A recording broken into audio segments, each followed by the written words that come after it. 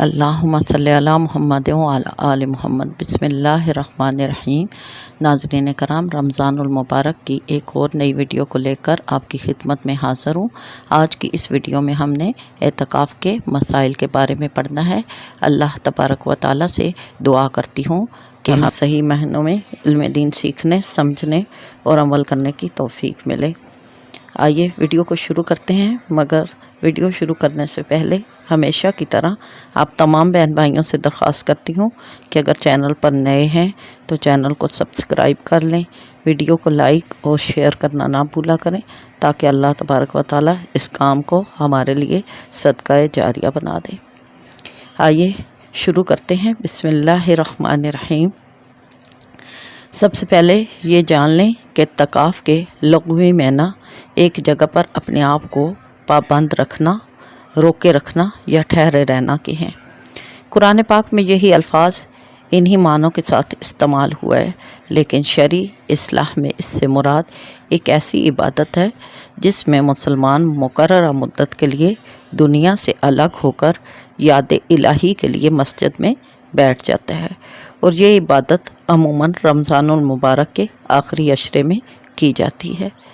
یہ جان لیں اگرچہ ایسی عبادت کے لیے ہر وقت خود کا مسجد میں رہنا پابند کیا جا سکتا ہے، لیکن عموماً رمضان کے آخری عشرے میں کسی مسجد میں گوشہ نشینی کرنے کا نام اعتکاف ہے۔ آئیے احادیث سے اس کا حوالہ لیتے ہیں۔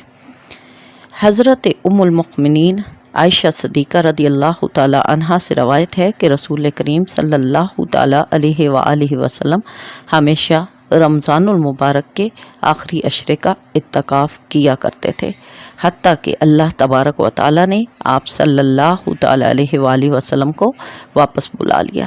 پھر آپ صلی اللہ تعالیٰ علیہ وآلہ وسلم کے بعد آپ صلی اللہ تعالیٰ علیہ وآلہ وسلم کی ازواج مطہرات گھروں میں اعتکاف کیا کرتی تھی۔ اس حدیث کو مسلم شریف میں درج کیا گیا ہے۔ اس کے بعد ایک اور حدیث کا حوالہ لیتے ہیں۔ حضرت ابو ہریرہ رضی اللہ تعالیٰ عنہ فرماتے ہیں، حضور صلی اللہ تعالیٰ علیہ وآلہ وسلم ہر سال 10 دن اعتکاف فرمایا کرتے تھے، اور جس سال آپ صلی اللہ تعالیٰ علیہ وآلہ وسلم کا وصال مبارک ہوا، اس سال آپ صلی اللہ تعالیٰ علیہ وآلہ وسلم نے 20 دن اعتکاف فرمایا، اور اس کو بخاری میں درج کیا گیا ہے۔ حضرت امام حسین رضی اللہ تعالیٰ عنہ سے روایت ہے کہ حضور کریم صلی اللہ تعالیٰ علیہ وآلہ وسلم نے فرمایا کہ رمضان المبارک کے آخری 10 دنوں میں اعتکاف کرنے والا ایسا ہے جیسا اس نے 2 حج اور 2 عمرے کیے ہوں۔ بقیہ میں اس روایت کو درج کیا گیا ہے۔ اس کے بعد روایت ہے کہ جس نے اللہ تبارک و تعالیٰ کے لیے 1 دن کا اعتکاف کیا، یعنی نفلی اعتکاف کیا، تو اللہ تبارک و تعالیٰ اس کو دوزخ سے 3 خندقوں کی مقدار دور فرما دے گا۔ اس روایت کو طبرانی اور بقیہ میں نقل کیا گیا ہے۔ آئیے اب اعتکاف کے چند مسائل کی طرف غور کرتے ہیں۔ سب سے پہلے یہ جان لیں کہ اعتکاف کے لیے چند چیزوں کا ہونا ضروری ہے، جنہیں ارکان اعتکاف کہا جاتا ہے۔ اگر یہ چیزیں نہ ہوں تو اعتکاف ہوگا ہی نہیں، لہٰذا اعتکاف کے 4 ارکان ہیں۔ سب سے پہلا رکن نیت ہے، مگر بعض ائمہ نے اسے رکن قرار نہیں دیا، بلکہ اس کو اعتکاف کی شرط قرار دیا گیا ہے، لیکن نیت کو رکن یا شرط تسلیم کیا جائے، اور یہ اعتکاف کے لیے بہت ضروری ہے۔ اعتکاف کا دوسرا رکن معتکف کا ہونا ضروری ہے، کیونکہ جب تک اعتکاف کرنے والا نہیں ہوگا تو اعتکاف ہوگا ہی نہیں۔ اس کے بعد ہے اعتکاف کا تیسرا رکن، اور وہ یہ ہے کہ مسجد کا ہونا بہت ضروری ہے، کیونکہ مسجد کے بغیر کسی جگہ پر ویسے ہی بیٹھ جانا اعتکاف نہیں ہوگا۔ ہاں، اسلامی بہنوں کے لیے گھر کا ایک کونا جہاں وہ نماز ادا کرتی ہیں وہ مسجد کی جگہ لیا جائے گا۔ اعتکاف کا چوتھا رکن معتکف کا مسجد میں رہنا، یعنی جہاں پہ اس نے اپنی حد مقرر کی اعتکاف کے لیے اس جگہ پہ رہنا بہت ضروری ہے۔ اگر معتکف دوران اعتکاف مسجد سے نہیں رہتا تو وہ اعتکاف نہیں ہوگا۔ جیسے کسی نے مسجد میں اعتکاف کیا یا کسی اسلامی بہن نے گھر کے کسی ایک کمرے میں اعتکاف کیا، لیکن پھر وہ اس کمرے میں نہیں رہتی بلکہ ادھر ادھر کام کاج کرتی ہے، تو ایسا صحیح نہیں ہے۔ آگے ہے اعتکاف کرنے والے کا مسلمان ہونا بہت ضروری ہے، کیونکہ اعتکاف صرف مسلمانوں کی عبادت ہے۔ معتکف کا عاقل ہونا بھی ضروری ہے، کیونکہ دیوانہ اعتکاف نہیں کر سکتا، لہٰذا جس کے ہوش و حواس قائم نہ ہوں اس کا اعتکاف نہیں۔ اسی طرح دیوانے کا بھی اعتکاف نہیں ہوتا۔ ہاں، اگر کوئی اللہ تبارک و تعالیٰ کی ذات کی محبت میں گرفتار ہو کے دیوانہ ہے تو اس کے لیے الگ بات ہے۔ واجب اور سنت اعتکاف کے لیے روزہ رکھنا ضروری ہے۔ عورت کے اعتکاف کے لیے اس کا حیض سے پاک ہونا ضروری ہے۔ عورتوں کا اعتکاف گھر میں ہی ہوگا، مسجد میں نہیں ہوگا۔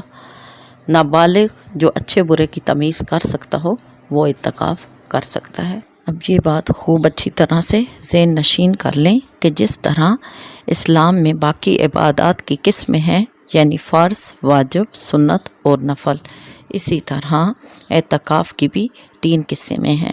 البتہ اللہ تبارک و تعالیٰ کی طرف سے اعتکاف کو فرض نہیں کیا گیا، لیکن صوفیہ اور اہل تقویٰ نے اس کی 3 قسمیں کی ہیں، اور اسلامی فقہ کی روح سے اعتکاف کی 3 قسمیں ہیں: واجب، سنت اور نفل۔ سنت اعتکاف وہ ہے جو نبی کریم صلی اللہ تعالیٰ علیہ وآلہ وسلم کی اتباع میں ہم رمضان المبارک میں کیا جاتا ہے۔ چونکہ نبی کریم صلی اللہ تعالیٰ علیہ وآلہ وسلم نے بذات خود یہ اعتکاف رمضان المبارک فرض ہونے سے آخری دم تک کیا۔ یہ اعتکاف رمضان المبارک کے پہلے، دوسرے، تیسرے عشرے میں کیا جا سکتا ہے، لیکن نبی کریم صلی اللہ تعالیٰ علیہ وآلہ وسلم نے رمضان المبارک کے تیسرے عشرے میں اعتکاف کیا، اس لیے آخری عشرہ قابل ترجیح ہے۔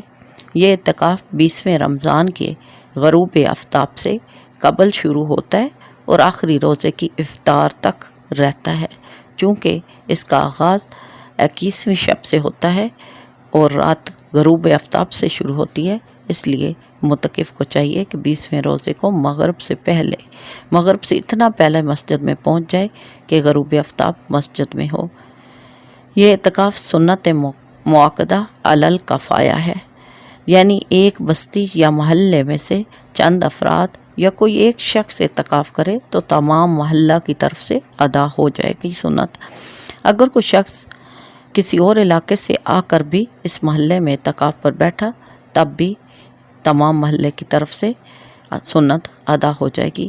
البتہ اگر محلے کا کوئی بھی شخص نہ کوئی باہر سے آ کر اعتکاف بیٹھا تو سنت نہ ادا کرنے پر سب کو گناہ ہوگا۔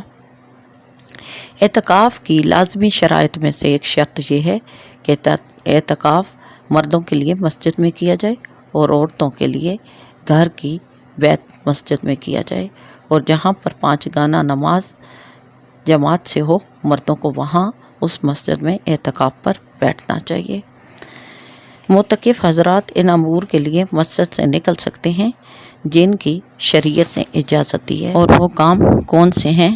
جیسے کہ رفع حاجت، وضو، غسل، بحالت مجبوری، کھانا وغیرہ لانا، اور اگر جمعہ اس مسجد میں نہیں ادا ہوتا تو جمعہ کے لیے بھی مرد حضرات جامع مسجد تک جا سکتے ہیں۔ مسجد سے باہر جانے کا ایک جواز رفع حاجت ہے۔ اگر مسجد کے ساتھ کوئی رفع حاجت کی جگہ نہ ہو تو وہاں تک جا سکتا ہے جہاں تک واش روم وغیرہ بنائے گئے ہیں۔ ہاں، البتہ شوقیہ غسل کی اجازت نہیں، جیسا کہ انسان کا دل چاہتا ہے تو وہ نہا لیتا ہے، اور گرمی میں تو لوگ 2-2 3-3 مرتبہ شدت گرمی کو دور کرنے کے لیے نہاتے ہیں، تو اعتکاف میں یہ غسل جائز نہیں۔ اب آگے آتے ہیں عورتوں کے لیے اعتکاف کی کیا شرائط ہیں۔ تو سب سے پہلے جان لیں خواتین کا اعتکاف گھروں میں ہے۔ گھر میں عموماً جس جگہ نماز ادا کی جاتی ہے وہاں خواتین اعتکاف کریں۔ اگر کوئی مقررہ جگہ نہیں تو گھر میں کسی ایک کونے میں اعتکاف کر لیں۔ مسجد میں عورت کے لیے اعتکاف کرنا جائز نہیں۔ خواتین کے لیے بھی یہی حکم ہے کہ وہ 20ویں روزے کی شام کو اعتکاف پر بیٹھ جائیں اور روزہ اندر ہی افطار کریں، یعنی جہاں پہ وہ اعتکاف کریں، اور کوشش یہ کریں کہ گھر کے کام کاج سے بالکل ہٹ رہیں۔ ہاں البتہ اگر کوئی ایسی عورت ہے اور مجبور ہے کہ گھر میں کوئی دوسرا فرد ہے ہی نہیں اور وہ اکیلی ہی رہتی ہے، تو پھر وہ اس جگہ بیٹھ کر اپنے کھانے وغیرہ کا انتظام کر سکتی ہے۔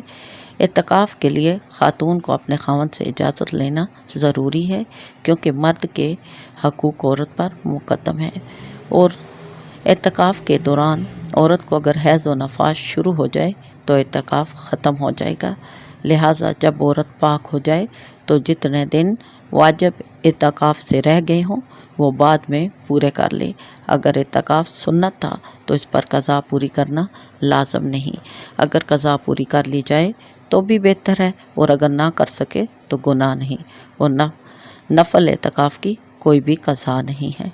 اللہ تبارک و تعالی ہم سب کو صحیح معنوں میں علم دین سیکھنے، سمجھنے اور عمل کرنے کی توفیق عطا فرمائے۔ امید کرتی ہوں کہ آج کا یہ ٹاپک آپ سب لوگوں کی سمجھ میں آیا ہوگا۔ اگر سمجھ میں آئے تو کمنٹس میں اپنی رائے کا اظہار ضرور کیجیے گا۔ اللہ تبارک و تعالی ہم سب کو عمل کرنے کی توفیق عطا فرمائے۔ صلی اللہ تعالی علی محمد صلی اللہ علیہ وآلہ۔